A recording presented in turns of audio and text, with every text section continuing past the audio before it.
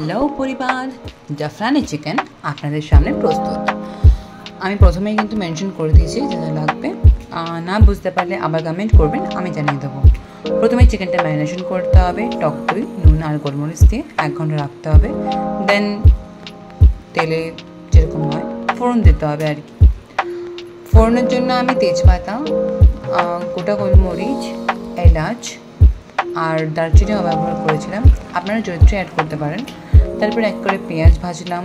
দেন ওখানে একটু ওই যে আদা রসুন আর লঙ্কা পেস্টটা ওটার ছেঁকে জলটা দিয়েছিলাম, ঠিক আছে। তারপরেই ম্যারিনেশন করা যে চিকেনটা ওটা দিয়ে দিলাম। হ্যাঁ, একটুখানি আদা রসুন পেস্টের পর না আপনারা একটু মশলাটা কষিয়ে নেবেন, দেন দেবেন, ভালো লাগবে দেখবেন।